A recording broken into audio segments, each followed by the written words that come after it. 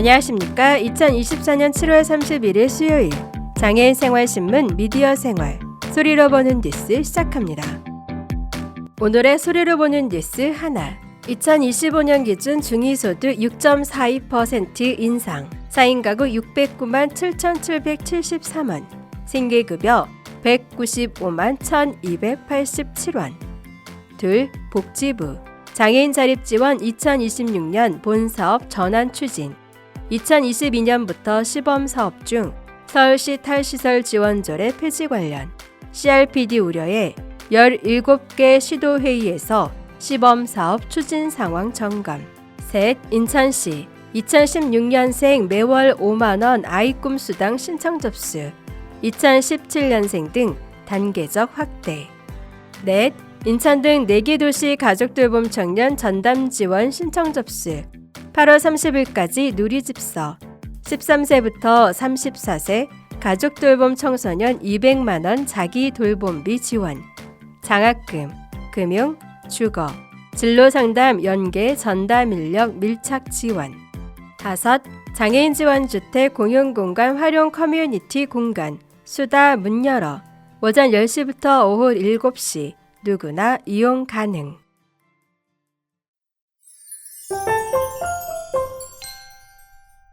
첫 번째 소식입니다. 2025년도 기준 중위소득이 4인 가구 기준 609만 7,773원으로 결정됐습니다. 이는 올해 572만 9,913원, 대비 6.42% 인상된 수준으로 맞춤형 급여 체계로 전환된 2015년 이후 역대 최고로 인상된 것입니다. 보건복지부 장관 조규홍.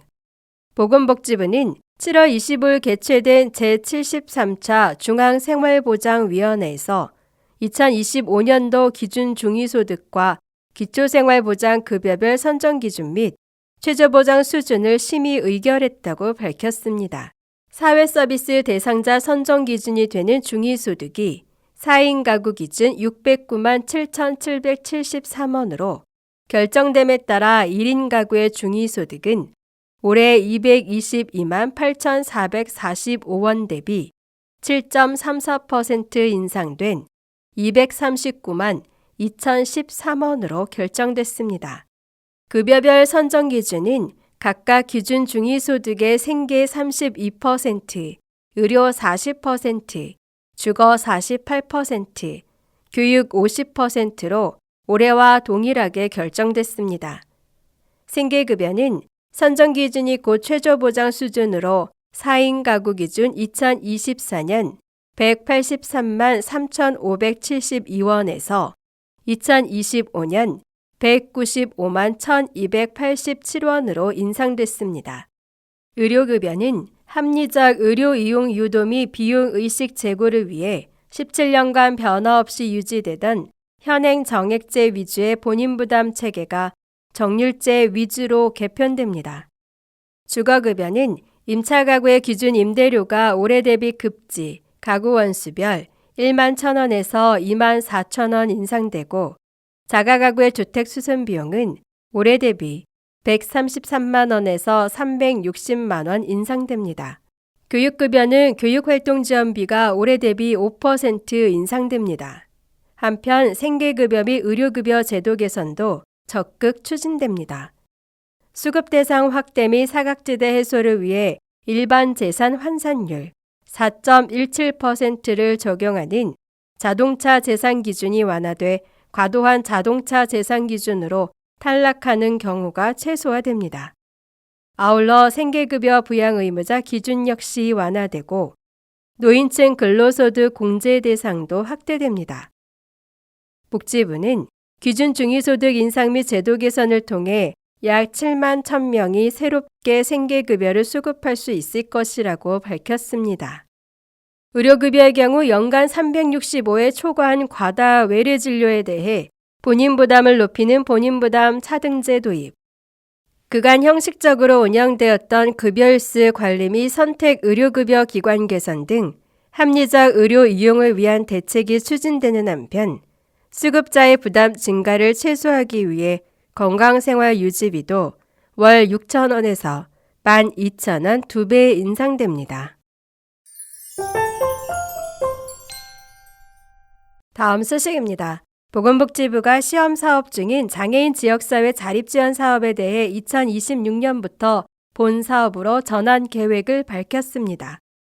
이는 정부가 2023년 3월 발표한 제6차 장애인 정책 종합계획 2023년부터 2027년에서 장애인 자립지원, 탈시설 관련 시설 등에 거주하는 장애인의 자립 및 주거 결정권 강화를 위해 2022년부터 시행 중인 시범사업 성과 분석 및 장애계 의견 수렴을 바탕으로 중장기 로드맵을 보완하고 장애인 거주시설은 자립생활을 촉진할 수 있도록 개선 및 중증 장애인 등에 대한 전문적 서비스 제공기관 등으로 단계적 전환을 추진한다고만 밝혔을 뿐 본사업 전환의 구체적인 시점은 언급되지 않았다가 이날 처음 2026년으로 공개한 것입니다.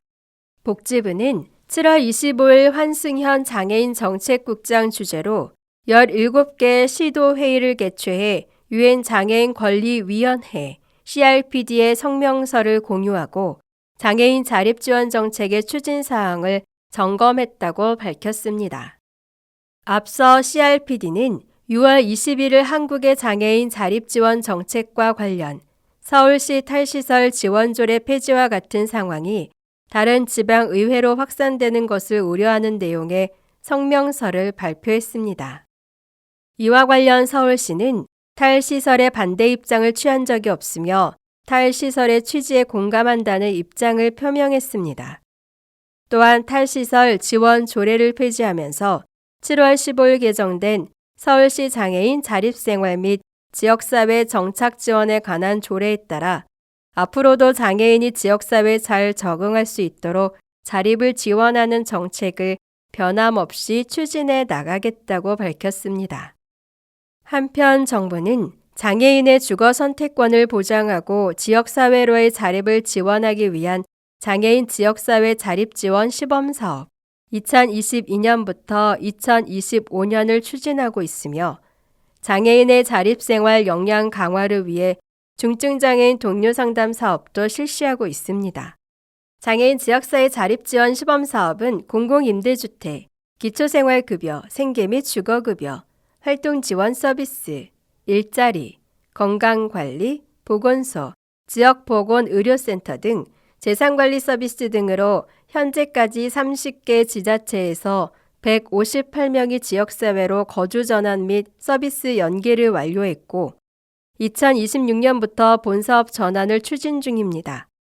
중증장애인 동료 상담 사업은 현재까지 16개 시도에서 278명의 동료 지원가가 참여 희망자 발굴, 자조 모임 운영, 대상자 사례 관리 등 장애인 자립생활 역량 강화를 위해 힘쓰고 있습니다. 다음 소식입니다. 인천시는 8월 1일부터 1억 플러스 아이드림 사업 일환으로 추진되는 아이 꿈 수당 신청 접수를 시작한다고 밝혔습니다. 인천시가 작년 12월 1억 플러스 아이드림 사업 계획을 발표한 뒤 올해 4월 임산부 교통비 지원 사업을 시작으로 6월부터는 천사 지원금 신청을 받고 있습니다. 8월 1일부터는 아이 꿈 수당 신청이 개시되면서 인천시의 1억 플러스 아이드림 사업이 이제 본격적으로 가동됩니다. 아이 꿈 수당은 2024년생 아동이 8세가 되는 2032년부터 18세까지 매월 15만 원을 지원하는 정책입니다. 다만 이전에 태어난 아동과 형평성을 위해 올해 아동수당이 중지되는 2016년생 8세부터 매월 5만 원을 지원하며 매년 2017년생, 2018년생 등 지원 대상을 단계적으로 확대합니다. 지원 금액은 2019년생까지는 월 5만 원, 2020년생부터 2023년생은 월 10만 원, 2024년 이후 출생 아동부터는 월 15만 원씩 인천 이음 포인트로 지급됩니다. 올해 지원 대상은 2016년생 8세 아동으로 생일이 속한 월에 신청할 수 있습니다. 신청 자격은 아동과 부모가 인천시에 주민등록을 두고 거주해야 하며 신청은 정부 24 온라인 신청이 원칙입니다. 온라인 신청이 어려운 경우에는 주소지 행정복지센터를 방문해 신청할 수 있습니다. 월 5만 원의 인천이음 포인트는 매월 25일 신청자 명의의 인천이음 카드로 지급될 예정입니다. 또한 2016년생 중 이미 생일이 지난 아동은 8월 1일부터 9월 29일까지, 행정복지센터 방문 신청은 9월 27일까지 신청하면 생일이 속한 월부터 소급해서 지급받을 수 있습니다. 해당 기간 이후에는 신청 월을 기준으로 지급됩니다. 인천이음 포인트 사용처는 기존 제한된 사용처에 더해 일반 주점, 주류 판매점, 성인용품, 입시, 보습, 외국어, 자동차 학원 업종 등 미성년자가 이용할 수 없는 업종 및 사교육 업종은 추가로 제외됩니다. 자세한 내용은 인천시 누리집 미추홀 콜센터 032-120, 032-120 및 주소지 행정복지센터로 문의하면 됩니다. 다음 소식입니다. 인천, 울산, 충북, 전북 4개 광역시도에 거주하는 13세부터 34세 이하 가족돌봄 청년, 청소년은 7월 30일부터 8월 30일까지 가족돌봄 전담 지원 서비스를 신청할 수 있습니다. 서비스 신청은 이번에 새로 마련된 온라인 사업 누리집을 통해 가능하며 해당 누리집은 복지 종합 포털인 복지로 배너를 통해서도 접속할 수 있습니다. 보건복지부는 정보가 부족할 수 있는 청년, 청소년들이 주간에 여러 곳을 방문하거나 일일이 가족 사정 등을 설명하지 않고도 본인이 13세부터 34세 가족돌봄 청년, 청소년에 해당된다고 생각되면 간편하게 신청할 수 있도록 온라인 창구를 마련했다고 밝혔습니다. 전담 지원 서비스 대상자로 선정되면 4개 시도 소재 청년 미래센터 소속 전문 인력이 지속적으로 밀착 사례 관리를 하게 됩니다. 전담 인력은 아픈 가족을 위해서 노인 장기 요양, 치매 지원, 장애인 활동 보조, 방문 간호, 일상 돌봄 서비스 등 다양한 민관 돌봄, 의료 서비스를 연계합니다. 두 번째로 청년 당사자를 위해서는 주거, 법률, 취업, 장학금 등 청년의 미래 준비에 도움이 되는 각종 민관 서비스를 종합적으로 연계합니다. 또한 가구의 경제적 상황, 가족관계, 진로 고민 등에 대한 지속적인 상담을 통해 청년 본인 스스로 중장기 미래 준비 계획, 일명 자기 돌봄 계획을 세우도록 하고 청년이 안정적으로 자립할 때까지 계획 실천 과정 지원, 심리적 지지 등을 지속해서 제공합니다. 이 밖에도 전담 지원 서비스 대상자 중 소득재산 기준을 충족하는 경우 돌봄이 필요한 가족의 돌봄 필요도 경중 등을 종합 고려해 연 200만 원의 자기 돌봄비도 지원합니다. 한편 보건복지부는 8월 14일부터 4개 시도의 가족 돌봄, 고립 은둔 청년 전담 지원 기관인 청년 미래센터가 개소한다고 밝혔습니다. 센터 개소 즉시 소속 전담 인력은 온라인 신청자들을 대상으로 초기 상담을 실시하고 선정된 대상자들로부터 전담 지원 서비스를 실시할 예정입니다. 다음 소식입니다. 인천시 사회서비스원 소속 인천시 장애인 주거전환 지원센터 이하 주거전환센터는 장애인 지원주택 입주장애인과 지역 주민들이 함께 이용할 수 있는 커뮤니티 공간을 마련했다고 30일 밝혔습니다. 수단은 장애인 지원주택 20호가 위치한 중구 신흥동 다세대 주택 1층 주차장 옆 공용 공간에 들어섭니다. LH 인천본부가 취지에 공감해 무상으로 내준 공간입니다. 오전 10시부터 오후 7시, 지역 주민이라면 누구나 이용 가능합니다. 40제곱미터의 작은 공간이지만 각자 취향에 맞는 활동을 할 수 있도록 알차게 채웠습니다. 전면은 통유리라 시야가 탁 트입니다. 통유리 너머로 벽에 걸린 364에 117cm에 이르는 커다란 그림이 눈길을 끕니다. 그림은 화려한 스테인드 글라스를 캔버스로 옮겨놨습니다. 창문 위로는 새가 날아다니고 꽃이 흩날립니다. 새파란색 바탕에 하얀색, 알록달록한 조각이 조화를 이룹니다. 그림 제목은 있다이다입니다. 각각 다른 조각이 모여 아름다운 이미지로 탄생한다는 의미를 지녔습니다. 수다 입구에는 함께 심은 꽃을 제목으로 한 작품이 눈에 띕니다. 두 작품 모두 임지연 작가가 밑배경 작업을 하고 지원주택 입주장애 12명이 이틀에 걸쳐 직접 그렸습니다. 지역사회에서 함께하고자 하는 의지를 담았습니다.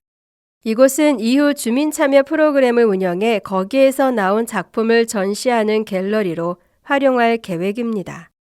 공간 한쪽은 마치 카페처럼 편안한 분위기입니다.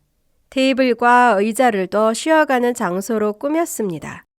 직접 차도 내려 마실 수 있습니다. 다세대 주택 입주민이 직접 그려 선물한 작품도 걸려 있습니다. 커다란 스크린도 있습니다. 다 같이 모여 스포츠 경기를 관람하기에 안성맞춤입니다. 장애인용 화장실을 갖추고 있어 누구도 불편하지 않도록 했습니다. 이곳의 모든 시설은 보편적 설계를 기본으로 합니다. 주거전환센터는 9월부터 연말까지 이곳에서 다채로운 프로그램을 운영합니다.